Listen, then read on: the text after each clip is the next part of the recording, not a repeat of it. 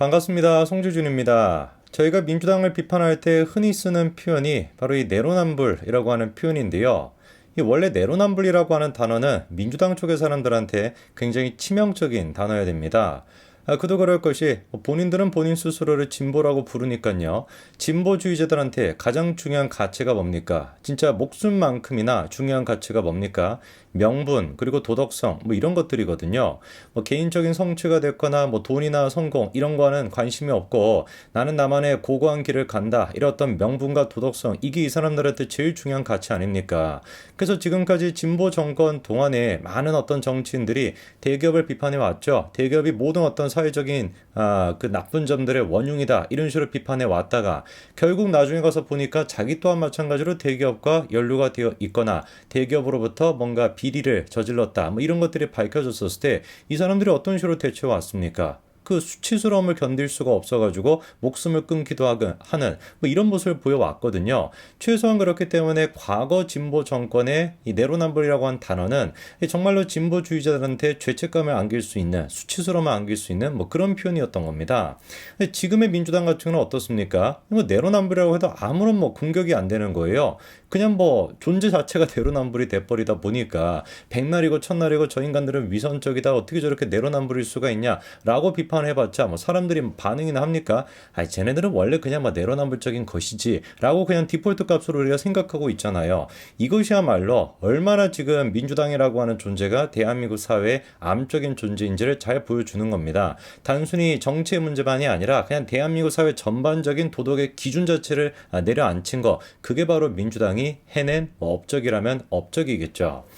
혹시나가 역시나였습니다. 이번에 이제 후쿠시마 처리수에 대해 가지고 선동을 했었을 때도 사람들의 반응이 영 좋지가 않았죠. 그도 그럴 것이 바보도 아닌데 진짜로 막말로 진짜 바보도 아닌데 한두 번 속지 세 번이나 속겠습니까?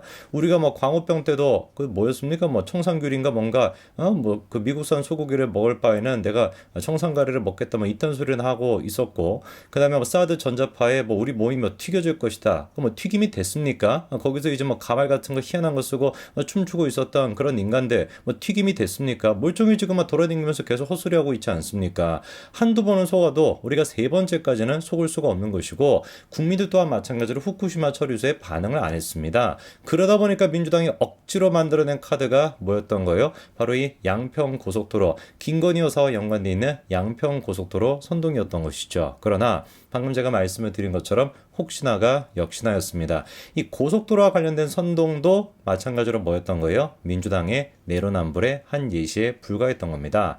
일단 첫 번째로 우리가 내로남불을 좀 봐야 되는 게 무슨 국토부의 대한호선 때문에 김건희 여사의 땅값이 올라간다라고 했는데 알고 봤더니만 강하 IC가 들어서는 곳에 민주당의 실세 인사가 거주하고 있었다라는 것이고 그게 바로 누구였습니까? 김부겸 전 총리였죠. 김부겸 전 총리 같은 경우는 강하 IC입니다. 그 다음에 김건희 여사 같은 경우는 IC가 아니라 JC입니다. 땅값이 오를 것이다 라고 예상이 된다면은 김부겸과 김건희 여사 두 사람을 비교하는 것조차 미안할 정도이죠. 이것도 내로남불인 거 아니겠습니까? 그 다음에 또 이 지금 양평 고속도로 문제에 대해서 제일 처음 제기했던 사람이 이해찬 아니었습니까? 근데 이해찬 본인 스스로 또한 알고 봤더니만 세종시에서 IC와 관련된 그 인근의 땅을 또 가지고 있어가지고 자산 가치가 4배로 불어났다 이런 식의 논란이 터져 나왔죠. 이것도 마찬가지로 내로남불인 거겠죠. 그러니까 이게 이해찬 같은 인간 보고 있으면은 그냥 딱하다는 생각밖에 안 드는 겁니다. 그 나이 먹고서 무슨 또 노역이 있다고 뭔 또 부귀영을 누려보겠다고 저렇게나 설치고 행패를 부리고 댕기는 것인지 말도 똑바로 못하는 것 같더라고요. 하도 그냥 몸이 노쇠해가지고 전 세계 죄를 지어서 많이 그런 것인지 아니면 살아생전 죄를 많이 지어서 그런 것인지 그 나이밖에 안 되는데 희한하게 이분이 기운이 하나도 없어 이래가지고 조사는 제대로 받을 수 있을지 모르겠습니다. 가다가 또 긴급 사태가 발생하진 않을까 싶은데 어쨌거나 제일 처음에는 이제 김건희 여사에 대해 가지고 재심에도 불구하고 선사님에도 불구하고 땅값이 오를 것이다 이런 식으로 공세를 피다가 이 민주당 쪽에서 김부겸이나 이해찬 이런 사람들이 이름이 등장하기 시작하고 그리고 또 결정적으로 어떤 사건이 터지게 되면서 이 판세가 확 기울게 됐습니까? 알고 봤더니만 이 노선 변경에 대해서 제일 처음 요구했던 게 국민의힘 쪽에서 요구를 했던 것이 아니라 민주당이 요구했다라고 하는 게 다음과 같은 보고서를 통해서 확인이 되면서 완벽하게 판세가 뒤집히게 되었죠. 그쵸? 자, 그런데 그 이후에 또 시간이 지나고 난 뒤에 새로운 이야기가 등장을 했습니다. 민주당 소속의 전 양평 군수 일가가 어떻게 된 것인지 원안의 종점 일대의 대지주였다라고 하는 게 보도가 됐습니다. 저게 이제 무슨 소리냐?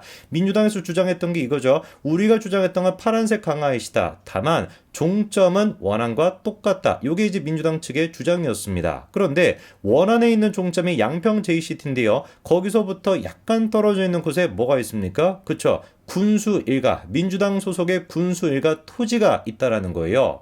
그러면은 민주당에서 지금 김건희 여사를 계속해가지고 공격했던 그 포인트에 따르면은 이거는 뭐 누가 보든지 간에 문제가 되는 것이고 원안 자체를 할 수가 없다라는 뜻이 되는 거 아니겠습니까? 그리고 지금 보니까 토지가 무슨 막 창고 한 개 뭐 덜렁 있고 뭐 제주니 집 같은 거 막 작은 거 하나 있고 이 정도 수준이 아니더라고요. 토지의 지금 양을 보니까 이 크기를 보니까 어느 정도입니까? 무려 1만 제곱미터나 되는 크기라는 겁니다. 그렇기 때문에 이거는 민주당에서 지금 주장했던 거와 그 논리만 그냥 갖고 오면 되는 거야. 다른 거 필요도 없고 민주당에서 김건희 여사를 공격했던 그 포인트를 가져온다면 그냥 뭐 자승자박인 꼴이 되는 거겠죠.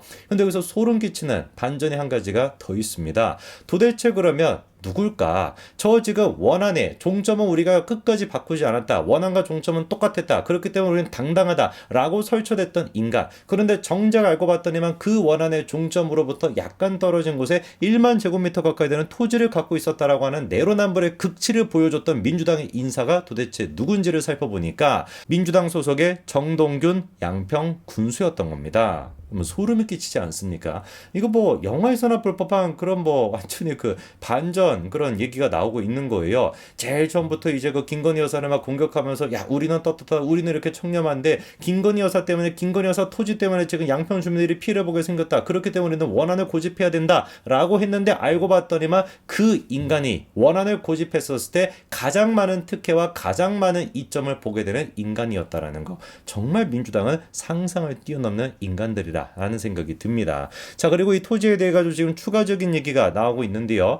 정정 군수 측이 다음같이 해명하고 있습니다. 상속받은 땅인데 나는 그 땅이 어디에 있는지도 모르고 거기는 종점 예정지에서 큰 산을 하나 넘어야 하기 때문에 종점과는 아무 관련이 없다라고 하는데 택도 없는 소리겠죠. 자기는 지금 산을 하나 넘어가야 되기 때문에 특혜를 받지 않고 이익을 보지 않는다라는 주장인데요. 그런 논리에 따르면 김건희 여사는 왜 도대체 이익을 본다라는 뜻이 되는 겁니까? 그냥 김건희 여사의 땅은 지금 어디 있다라는 건데 산속에 있다라는 거 아니에요. 그냥 뭐 땅도 아닌 것이고 선산이라는 거 아닙니까? 묘지가 있는. 지가 김건희 여사를 공격했던 그 주장에 따르면 그 논리에 반의 반만 쓰더라도 지금 이 정정 군수라고 하는 인간은 어떻게 돼요? 진작에 우리가 구속을 시켜버리고 무기징을 때려야 되는 거 아니겠습니까? 그러면서 지금 추가적으로 또 하는 얘기가 길도 나 있지 않는 땅이다 이렇게 얘기하는데 저것도 거짓말이었다라는 것이죠. 두 개 필지를 제외하고는 다 길가에 있거나 길에 맞닿아 있는 게 바로 뭐였습니까? 정정 군수의 땅이었습니다. 진짜 역겹다라는 생각밖에 안 드는데 제가 여기서 멈추지 않고요. 더 역겨운 얘기 한 가지를 더 해드리겠습니다. 지금 이제 그 뭐 정정 군수라고 하는 인간이 자기는 뭐 억울하다는 식으로 계속 주장하고 있습니다만 추가적인 보도가 또 나왔습니다. 민주당의 양평 군수 이게 지금 아까 전에 정정 군수를 얘기하는 것인데 예타 통과를 앞두고 원안 종점의 땅 258평을 추가적으로 샀다라는 것인데요. 참 기가 막힌 노릇입니다. 지금 이제 사진에 보시게 되면은 저 언덕 위쪽에 있는 거 저기 이제 그 정정 군수의 집이라고 하고요. 그 앞에 보니까 지금 마당 같은 게 있지 않습니까? 근데 저 마당을 갖다가 최근에 이제 구매를 하게 됐다라는 거예요. 언제 구매를 했냐? 2020년 12월 8일 3억 4,570만 원을 들여가지고 258평을 구매를 했는데 저렇게 딱 구매를 하고 난 뒤에 4개월 정도 지나고 난 뒤에 예타 통과가 이루어졌다라는 겁니다. 자, 그리고 이제 여기서 또 궁금증이 생기는 것이 왜 하필이면 그때 구매를 했을까? 정상적인 우리가 보기에는 당연히 뭐 예타 통과가 될 거라는 거 논의가 되고 있다는 걸 알고 있었다 보니까 그거를 염두에 두고 땅을 샀다라고 밖에 볼 수가 없잖아요. 그걸 잘 보여주는 것이 20년 동안 집 앞에 그 땅을 가만히 놔뒀다가 갑자기 와가지고 저 땅을 사들였다라는 거예요. 누가 보든지 간에 의심이 될 수밖에 없는 것이고 심지어 그때 당시 전정 군수는 또 뭐였다? 현직에 있었다라는 겁니다. 이게 민주당의 수준인 거예요. 그러니까 이거는 김부겸부터 시작해가지고 이해찬이 됐거나 그리고 이제 뭐 정정 군수가 됐거나 이런 사람들이 싹 다 지금 국민들만 기만하고 있는 것이죠. 어떤 측면으로 보든지 간에 김건희 여사가 묶을 수 없는 것을 억지로 묶고자 하는 것이고, 그리고 그 의도가 다 뭐에 내재가 되고 있는 거겠습니까? 자기들이 그런 어떤 사업을 통해서 더러운 돈을 취득하고 더러운 어떤 이권을 얻으려고 했던 거, 그거를 숨기기 위해서, 국민들의 눈을 가리기 위해 가지고 그렇게 선동을 하는 거 아니겠습니까? 정말 우리가 한두 번을 속아도 더 이상 속아서는 안 됩니다. 민주당이 이런 식의 저질스럽고 잡스러운 정치 더 이상 우리가 두고 볼 수는 없습니다. 반드시 다음 총선에서 이런 인간들을 싹쓸이 해가지고 최소한 대한민국의 정치가 새로운 출발을 하고 상식선에서 시작이 됐으면 좋겠습니다. 여기까지 말씀드리겠습니다. 감사합니다.